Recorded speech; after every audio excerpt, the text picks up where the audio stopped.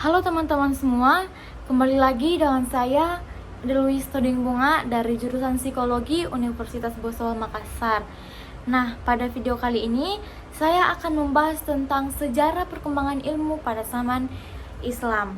Nah, pembahasan kita itu saya ambil dari buku Filsafat Ilmu Profesor Dr. Amsal Bakhtiar MA. Untuk mempersingkat waktu, mari kita mulai membahasnya. Jadi, yang kita bahas sekarang adalah perkembangan ilmu pada zaman Islam. Jadi, sebelum diuraikan sejarah dan perkembangan ilmu dalam Islam, ada baiknya diuraikan sedikit tentang pandangan Islam terhadap ilmu.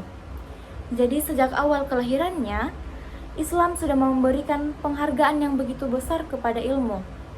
Sebagaimana sudah diketahui bahwa Nabi Muhammad SAW ketika diutus oleh Allah sebagai Rasul, hidup dalam masyarakat yang terbelakang. Nah, di mana paganisme tumbuh menjadi sebuah identitas yang melekat pada masyarakat Arab pada masa itu. Jadi, ketika Rasulullah SAW menerima wahyu pertama yang mula-mula diperintahkan kepadanya adalah membaca, Jibril memerintahkan Muhammad dengan bacalah dengan menyebut nama Tuhanmu yang menciptakan. Perintah ini tidak hanya sekali diucapkan Jibril, tetapi berulang-ulang sampai Nabi dapat menerima wahyu tersebut.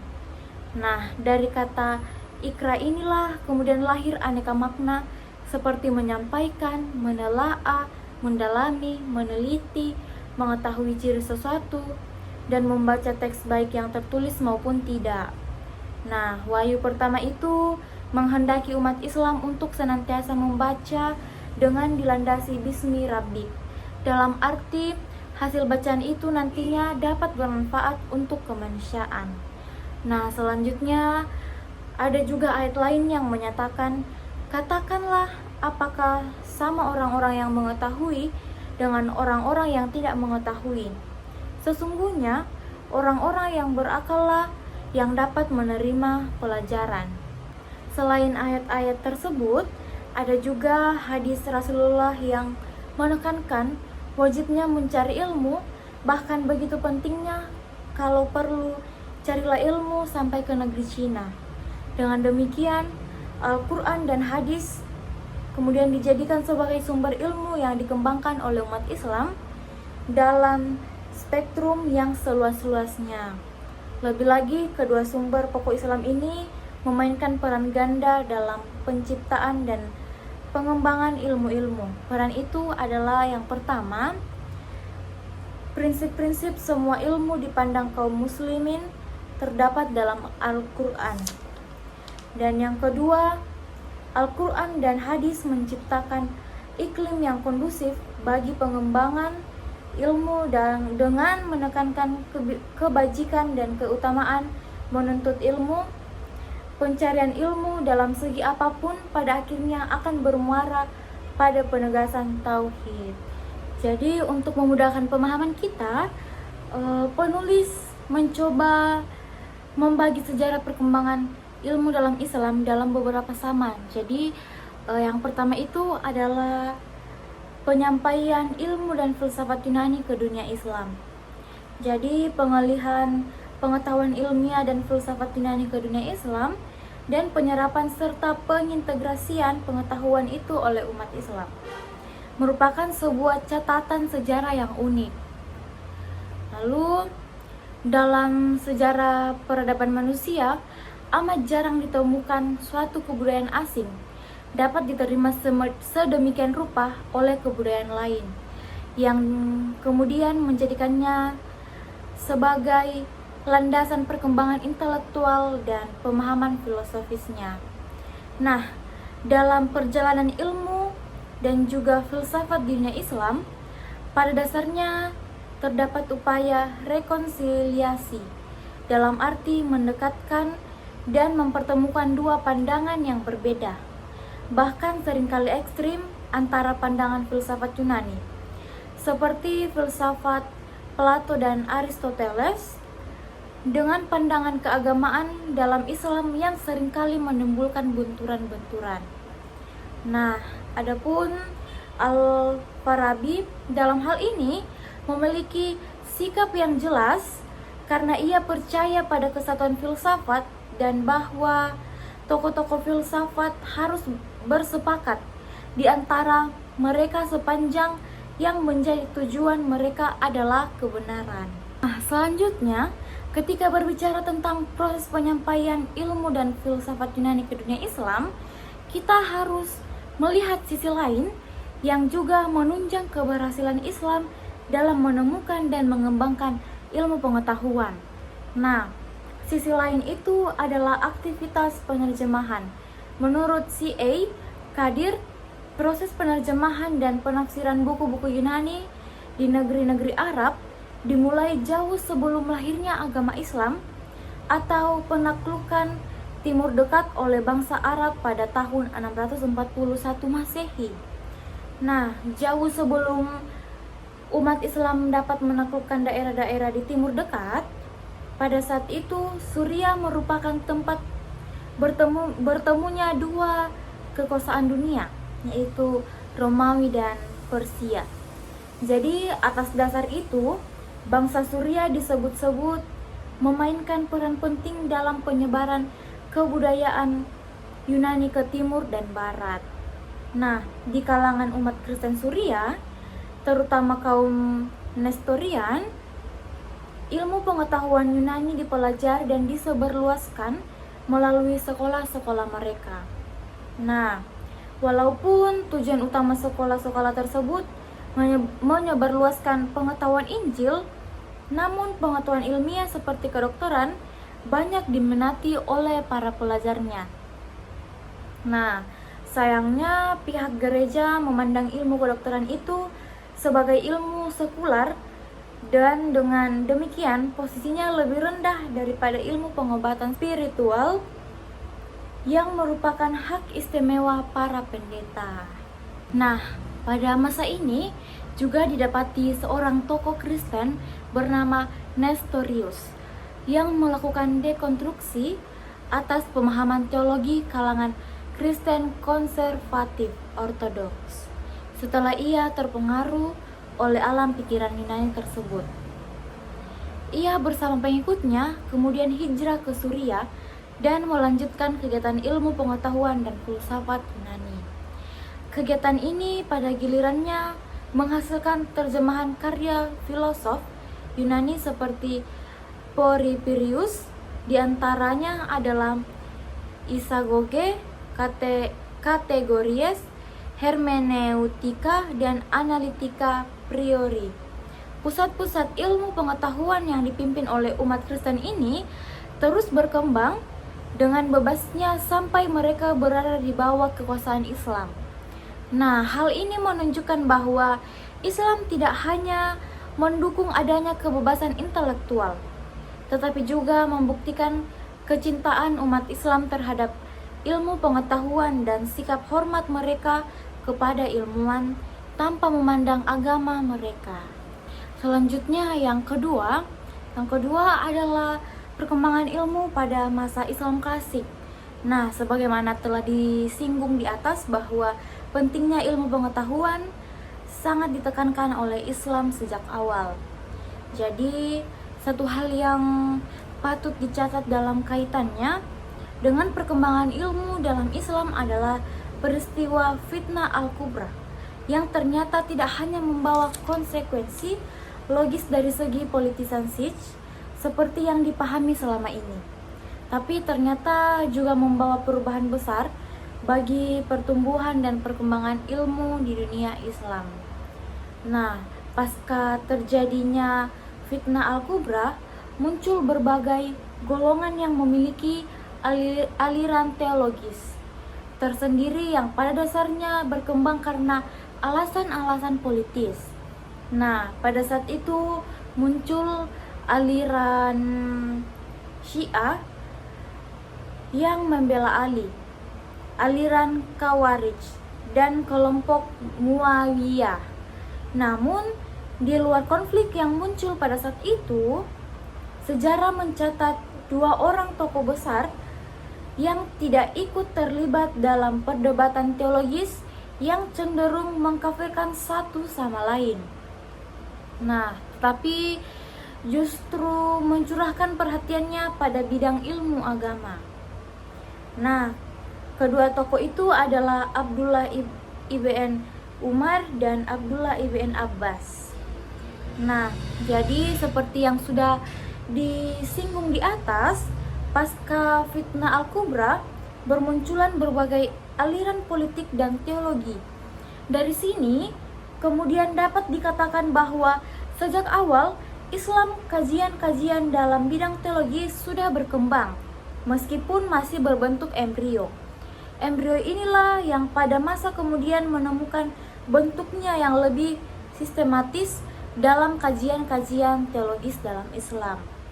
Nah, tahap penting berikutnya dalam proses perkembangan dan tradisi keilmuan Islam ialah masuknya unsur-unsur dari luar ke dalam Islam, khususnya unsur-unsur budaya Perso-Semitik dan budaya Helenisme, yang disebut belakangan mempunyai pengaruh besar terhadap pemikiran Islam, ibarat pisau bermata dua. Satu sisi ia mendukung Jabariyah, sedang di sisi lain ia mendukung Qadariyah. Dari adanya pandangan yang dikotomis antara keduanya, kemudian muncul usaha menengahi dengan menggunakan argumen-argumen Helenisme, terutama filsafat Aristoteles. Sikap menengahi itu terutama dilakukan oleh Abu al-Hasan dan al-Maturidi yang menggunakan unsur Helenisme. Nah, berdasarkan uraian di atas dapat ditarik sebuah hipotesis sementara bahwa pada awal Islam pengaruh Helenisme dan juga filsafat Yunani terhadap tradisi keilmuan Islam sudah sedemikian kental, sehingga pada saat selanjutnya pengaruh itu pun terus mewarnai perkembangan ilmu pada masa berikutnya. Nah, selanjutnya yang ketiga itu adalah perkembangan ilmu pada masa kejayaan Islam. Jadi pada masa kejayaan kekuasaan Islam, khususnya pada masa pemerintahan dinasti Umayyah dan dinasti Abbasiyah, ilmu berkembang sangat maju dan pesat. Kemajuan ini membawa Islam pada masa keemasannya, di mana pada masa saat yang sama wilayah-wilayah yang jauh di luar kekuasaan Islam masih berada pada masa kegelapan peradaban. Nah, dalam sejarah Islam kita mengenal nama-nama seperti Al-Mansur, Al-Ma'mun, dan Harun al-Rashid yang memberikan perhatian teramat besar bagi perkembangan ilmu di dunia Islam. Nah, pada masa pemerintahan Al-Mansur, misalnya proses penerjemahan karya-karya filosof Yunani ke dalam bahasa Arab berjalan dengan pesat. Nah, perkembangan ilmu selanjutnya berada pada masa pemerintahan Al-Ma'mun. Ia adalah seorang pengikut Mu'tazilah dan seorang rasionalis yang berusaha memaksakan pandangannya kepada rakyat melalui mekanisme negara. Walaupun begitu, ia telah berjasa besar dalam mengembangkan ilmu di dunia Islam dengan membangun Bait Al-Hikmah yang terdiri dari sebuah perpustakaan, sebuah observatorium, dan sebuah departemen penerjemahan. Selanjutnya, pada masa kejayaan ini terdapat juga tokoh-tokoh filsafat yang bergelut secara serius dalam kajian-kajian di luar filsafat.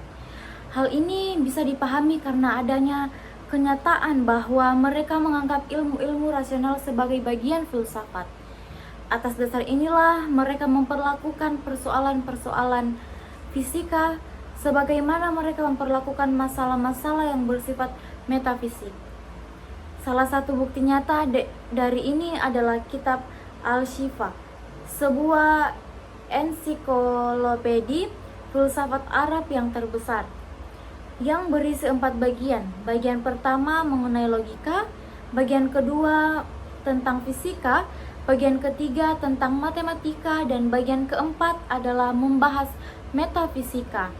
Dalam bagian ini, fisika Ibn Sina memasukkan ilmu-ilmu psikologi, zoologi, geologi, dan botani. Dan pada bagian matematika, ia membahas geometri, ilmu hitung, astronomi, dan musik. Nah, selain adanya perkembangan ilmu yang dapat dikategorikan ke dalam bidang eksakta, matematika, fisika, kimia, geometri, dan lain sebagainya, seperti yang telah disinggung secara sepintas di atas, sejarah juga mencatat kemajuan ilmu-ilmu keislaman, baik dalam bidang tasfir, hadis, fikih, usul fikih, dan disiplin ilmu keislaman yang lain. Kembangan ilmu tasfir dan ulum Al-Quran belum menemukan bentuknya yang konkret sampai dengan abad ketiga. Khususnya dalam bidang ulum Al-Quran, pembahasannya memperlihatkan dua bentuk. Pertama, pembahasan yang bersifat juz'i, dan kedua bersifat syamil.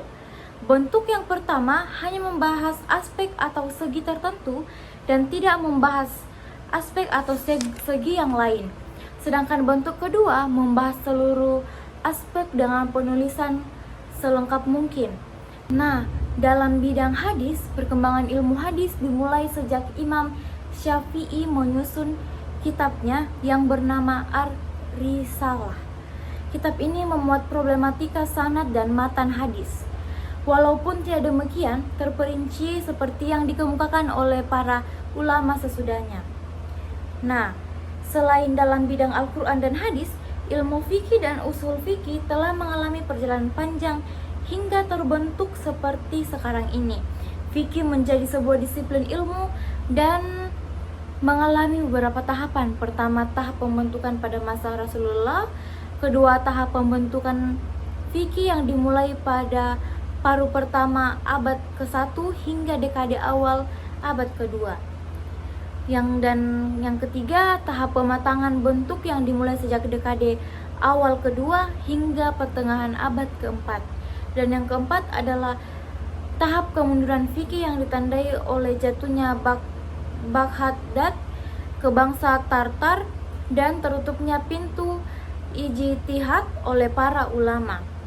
Masih berkaitan dengan era kejayaan keilmuan Islam, perlu juga disinggung secara sepintas tentang transformasi ilmu dari dunia Islam ke barat.